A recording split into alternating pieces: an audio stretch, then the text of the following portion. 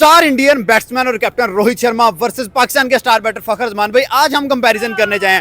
अगर बात करें, फखर जमान के पास एक डबल 100 है, जबकि रोहित शर्मा के पास ओडीआई में 3 डबल 100 है, 264 रन का रिकॉर्ड है। मतलब बात करने का मकसद यह है कि भाई दोनों डेडलीस्ट बैट्समैन हैं, दोनों पावर हिटर्स हैं। जो भी खड़ा हो जाता है बॉलर्स के लिए दर्द-ए-सर बन जाता है। अगर बात करें मिचेल स्टार्क का, दोनों प्लेयर्स ने बड़ा जबरदस्त सॉफ्टवेयर अपडेट किया हुआ है। सर आपसे जरा बात करते हैं, इंडिया की जानब से रोहित शर्मा, पाकिस्तान की जानब से Fakhar Zaman, most best batsman, deadliest batsman, power hitter कौन है? पर दोनों ही बहुत कमाल के तेज हिटर है। यहाँ पे आप रोहित शर्मा की बात करें या जनाब आप फखर जमान की बात करें, दोनों ही ऑस्ट्रेलिया के अगेंस्ट बहुत जबरदस्त चलते दिखाई दिए हैं। और तो मुझे ऐसा लगता है कि यार यहाँ पे जो है वो रोहित शर्मा और फखर जमान दोनों में से किसी एक को चूज करना पड़े तो मुझे ऐसा लगता है कि रोहित शर्मा की कुछ ज्यादा पावर नजर आती है। दोनों को अगर कंपेयर किया जाए तो मेरे ख्याल में कंपैरिजन बनता नहीं है। पहली बात ये।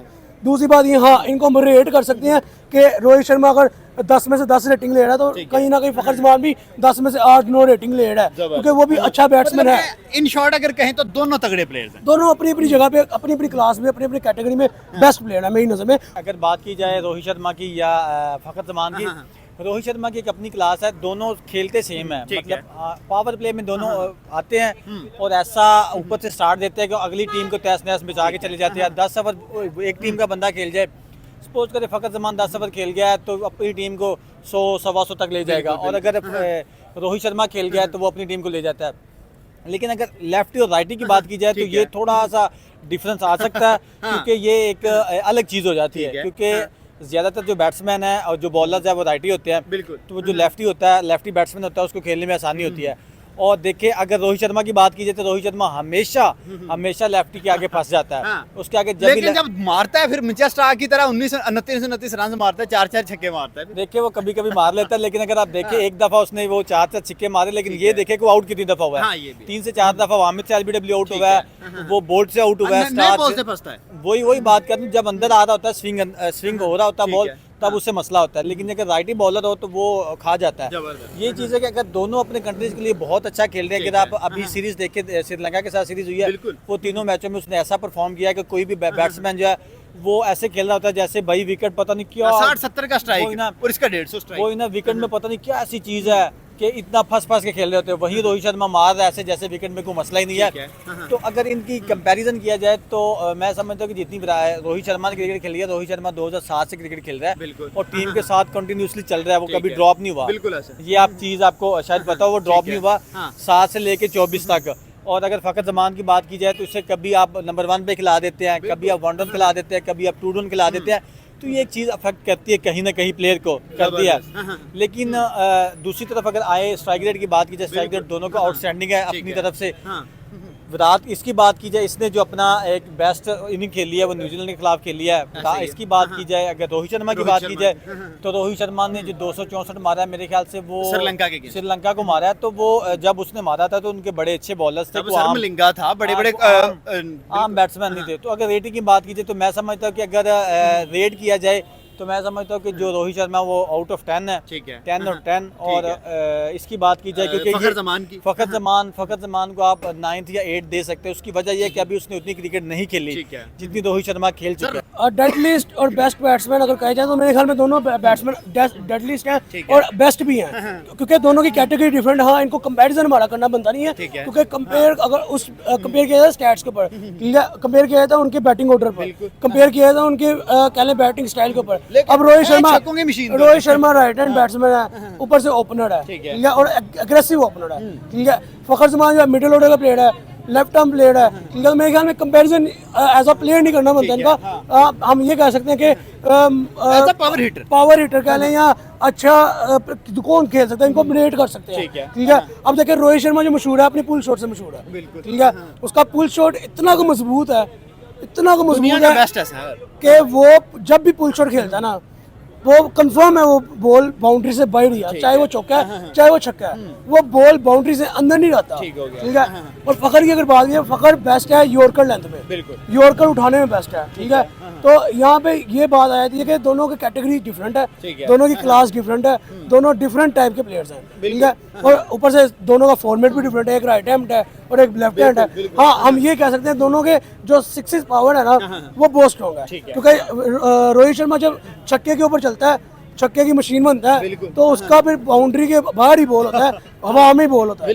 और अगर फखर की बात है, फखर का सेट होने का डाउट होता है कि सेट हो जाए तो फिर रुकता नहीं है। हाँ। अब न्यूजीलैंड आप देखें, अकेला बंदा मैच कहाँ से कहाँ बना इंडिया के के वो भी बेंगलोर के स्टेडियम में ऑब्वियसली यही बात है।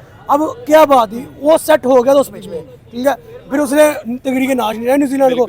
अब ऐसे ही रोहित शर्मा है, वो कहता है मुझे 5 ओवर गिरा सकते हो तो गिरा लो, ठीक है, हाँ। ठीक है। उसके बाद आउट होगा। उसके बाद फिर मैं आउट होऊंगा तो यहाँ अपनी बेवकूफ़ी की वजह से होऊंगा, या फिर कोई शॉट गलत लग ठीक है, जाएगा, मुझे यहाँ पे आउट नहीं कर सकते। जबरदस्त। और हमने देखा भी, यही प्रूव भी उसने। अब बात यहाँ पे आती है दोनों को कंपेयर करने की। लेकिन जो दोनों में कॉमन बात है वो मिचेल स्टार्क है। दोनों मिचेल स्टार्क को बहुत मारते हैं भाई। फखर जमान ने 21 में मारा, 2024 में रोहित शर्मा ने मारा। गुरूर का सर भी नीचे ही होता है ना, जो जब जिसका आगे जब गुरूर के साथ आकड़ोगे तो फिर वो गिराएंगे तो सही ना। अब देखिए रोहित शर्मा के साथ भी आईपीएल में भी आई थिंक सो मैंने कंट्रोवर्सी देखी थी मिचेल स्टार्क की। रोहित शर्मा ने भी कमाल का धोया था, ठीक है, आईपीएल में ही। फिर 2024 के वर्ल्ड कप में भी रोहित शर्मा ने कमाल का धोया। और पकड़ के साथ भी अक्सर मिचेल स्टार्क की रहती है नोक-झोंक, ठीक है। और फिर पकड़ ने भी दिखाया कि भाई हम भी कोई बल्ला पकड़ के आते हैं, अभी तो नहीं है। कहने का मैं यहाँ पे मकसद ये है भी, ये तो बात ड्रैग हो गई थी। दोनों को अगर कंपेयर किया जाए तो मेरे ख्याल में कंपैरिजन बनता नहीं है, पहली बात ये। दूसरी बात ये, हाँ, इनको हम रेट कर सकते हैं कि रोहित शर्मा अगर 10 में से 10 रेटिंग ले रहा है तो कहीं ना कहीं फखर जमान भी 10 में से 8-9 रेटिंग ले रहा है, क्योंकि वो भी अच्छा बैट्समैन है। इन शॉर्ट अगर कहें तो दोनों तगड़े प्लेयर्स हैं। दोनों अपनी अपनी जगह पे, अपनी अपनी क्लास में, अपनी अपनी कैटेगरी में बेस्ट प्लेयर है मेरी नजर में। और पर पाकिस्तान में फखर जमान ही तो है जो कि अच्छा खेल जाता है जब सेट हो जाए, उसके अलावा कोई प्लेयर ही नहीं ऐसा।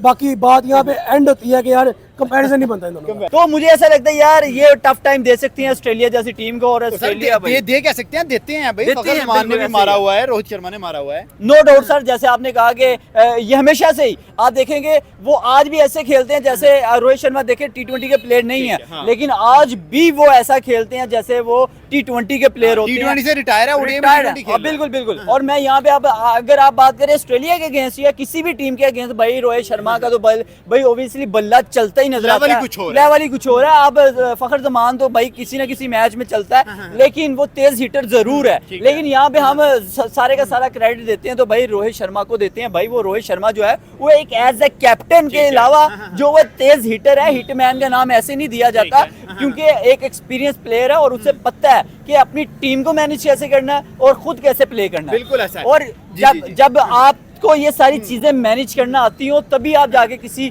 जगह पर एक मुकाम हासिल करते सर हैं। स्पेशली अगर देखें रोहित शर्मा और फखर जमान दोनों प्लेयर्स की बात, जब ये गोरों की विकेट्स पे जाते हैं तो वहां बड़ा जबरदस्त खेलते हैं। तेज विकेट्स हैं और दोनों तेज बैट्समैन है भाई, बड़ा मारते हैं भाई ये गोरों के दुश्मन है तो गोरों को ऐसा मारते हैं, गोरे खुद समझ नहीं आती कि भाई लगता है इन्होंने ना दोनों ही तेज हिटर हैं। और दोनों को आपने देखा होगा, एक पाकिस्तान का और एक इंडिया का, ऐसा ही है। ये दोनों ने यानी कि गोरों ने पाकिस्तान और इंडिया को लूटा है और दोनों का बंटवारा किया है। तो ये उस चीज का बदला लेते हैं, उनको कुटते हैं, ऐसा कुटते हैं, क्रिकेट में कुटते हैं, उनको बताते हैं भाई हमारी क्रिकेट ऐसी तेज क्रिकेट है कि वो इंडिया हो या पाकिस्तान हो, दोनों में ही भाई बड़ी जबरदस्त जो है वो ऑस्ट्रेलिया के अगेंस्ट खेलते हैं। सर अगर बात करें रोहित शर्मा की 3 डबल हंड्रेड्स हैं, बात करें फखर जमान की 1 डबल हंड्रेड है, लेकिन एक मैच में 197 रन भी हैं उस बंदे के। क्या दूसरी डबल हंड्रेड या तीसरी डबल हंड्रेड करके रोहित के बराबर जा सकता है फखर? बिल्कुल जा सकते हैं। ऑब्वियसली एक अच्छा प्लेयर है, जब एक मुसलसल अगर बात करें कि एक अच्छा परफॉर्म करता आया है तो अभी भी वो ऑब्वियसली जो है वो जो है जैसे आपने बताया कि वो डबल सेंचुरी के नियर अबाउट पहुंचा है, तो ऐसे मुझे उम्मीद है कि वो बंदा बेहतर परफॉर्मेंस के साथ डबल सेंचुरी या सेंचुरी इजीली कर सकता है ऑस्ट्रेलिया के अगेंस्ट, क्योंकि ऑस्ट्रेलिया जैसी टीम को भाई वो हाथ साफ करना जानते हैं। और मैं ऑस्ट्रेलिया हो न्यूजीलैंड हो, जो भी हो, खासकर फखर तो न्यूजीलैंड के खिलाफ बड़ा डेडली है भाई मैं वही तो बात कर रहा हूँ कि यार ये एक दफा चलने पे आए ना तो भाई बड़ी जबरदस्त परफॉर्मेंस दिखाते हैं, ना चलने पे आए तो भाई ये तो बिगी बिल्ली की तरह ऐसे मुंह छुपा के वापिस आते हैं या ऐसे हार अपने गले में डाल के ऐसे आते हैं, चले तो उस पर नहीं तो फिर जमीन बोस। तो ये चीज है कि भाई अगर आप कंसेक्टिवली या कंसिस्टेंटली अगर आप अपनी परफॉर्मेंस दिखाए ना, तब जाके आपकी परफॉर्मेंस को हम माने। हमेशा अगर आप एक मैच में कर देंगे, अगर 20 मैचों में से किसी एक में परफॉर्म कर देंगे, वो कोई आपकी परफॉर्मेंस को काउंटर नहीं किया जा सकता। तो ये जरूरी है कि भाई अगर आप न्यूजीलैंड के अगेंस्ट खेले या आप श्रीलंका के अगेंस्ट खेले या ऑस्ट्रेलिया के अगेंस्ट खेले या इंग्लैंड या बड़ी से बड़ी टीम हो या छोटी से छोटी, भाई आप कंसेक्टिवली परफॉर्म करें, हमारे दिल भी खुश हो, हम आपको दाद दें। रोहित शर्मा ऐसा कैप्टन होकर भी साथ खेला है, फखर जमान ऐसा प्लेयर खेला, लेकिन अब जरा बात करेंगे सेना कंट्रीज में जाके, भाई दोनों की परफॉर्मेंस बड़ी तगड़ी नजर आती है। फखर की बात करें भाई अफ्रीका को अफ्रीका में जाके 197 मारना, इंग्लैंड को स्पेशली इंग्लैंड में मारना, न्यूजीलैंड को न्यूजीलैंड में मारना, और कम रोहित भी नहीं है। जब रोहित चलता है रोहित भी ऐसे ही मारता यार ये इतना मुश्किल क्वेश्चन है। आप मैं खुद क्रिकेट खेलता हूँ और मेरे लिए चीज़ समझना बड़ी मुश्किल हो रही है कि मैं किस बंदे को ऊपर लेके जाऊँ, किस बंदे को नीचे लेके जाऊँ। क्योंकि एज ए आपने क्वेश्चन किया तो मैं एज ए क्रिकेटर ये बात समझता हूँ कि यार किसी के साथ अगर मेरी तो असल से किसी के पास ये बात जा रही तो बंदा ये ना सोचे कि यार ये नॉन प्रोफेशनल बंदे हैं, ऐसे ही कहीं जा रहा है जी रोहित ऊपर चला गया या फ़खर ज़मान नीचे चला गया, ये बात नहीं है। ये चीज़ बड़ी मुश्किल है, बड़ी मुश्किल, ये बड़ी डीपली है। ये हमारे, मैं समझता हूँ कि हमारे ऊपर की बातें हैं। ये उन लोगों के लिए जो एनालिस्ट मतलब हम इन शॉर्ट अगर बोलें तो फिर कंपैरिजन ना कहें, हम कहें रोहित और फखर दोनों अच्छे बैट्समैन हैं। बिल्कुल अच्छे बैट्समैन है, लेकिन सीनियरिटी की बात की जाए एज ए सीनियरिटी तो मैं समझता हूँ रोहित शर्मा ज़्यादा बेहतर है, क्योंकि उसने क्रिकेट ज़्यादा खेली है, उसके पास एक्सपीरियंस ज़्यादा है, उसने कैप्टनसी की हुई है आईपीएल में बड़ी ज़्यादा, ये चीज़ मैटर करती है। तो फ़खर ज़मान की बात की जाए, फ़खर ज़मान के पास अभी वो जो अचीवमेंट्स है वो अभी नहीं आई एज ए बैट्समैन। जब तक वो वहाँ पे पहुँचेगा जितनी वो क्रिकेट खेली है, तो फिर अगर कंपैरिजन की बात की जाए फिर मेरे लिए आसान होगा। सर अगर फखर पे अब थोड़ी सी बात करेंगे, T20 क्रिकेट में फखर को पाकिस्तान का कैप्टन बना दें, समझते हैं टीम को लेके चल सकते हैं? क्योंकि रूमर्स आ रहे हैं अभी तक। बिल्कुल बिल्कुल, क्यों नहीं चल सकते, क्योंकि जो वहाँ पे क्रिकेटर्स पहुँच जाते हैं ना अपने नेशनल कंट्री के लिए खेल रहे होते हैं, तो वो आम बंदा नहीं होता, उसके अंदर कोई ना कोई टैलेंट होता है, कुछ ना कुछ होता है, वो कहीं ना कहीं कैप्टनसी करके आया होता है। तो अगर फ़खर ज़मान को ये अपॉर्चुनिटी दी जाए तो मैं समझता हूँ कि वो अच्छे तरीके से अवेल कर सकता है, अच्छे तरीके से अपने जो टीम है वो चला सकता है, क्योंकि हमेशा कैप्टन वही होता है जो अटैकिंग क्रिकेट खेलना जानता हो। रोहित शर्मा आए अटैकिंग क्रिकेट स्टार्ट किए, खुद भी अटैकिंग क्रिकेट खेलता है, और अगर फ़खर ज़मान आता है तो फ़खर ज़मान भी उसी माइंडसेट के साथ जाएगा। आप दूसरी तरफ आए, मैं एक और छोटी सी बात और तरफ लेके जाता हूँ। आप सरफराज की बात कर ली, सरफराज अटैकिंग क्रिकेट खेलता था, उसने अपनी बैटिंग की परवाह नहीं की, उसने हमेशा से अटैकिंग क्रिकेट खेली, उसने बड़ी बड़ी टीमों को हराया, उसने लगातार 14 सीरीज जीती हैं।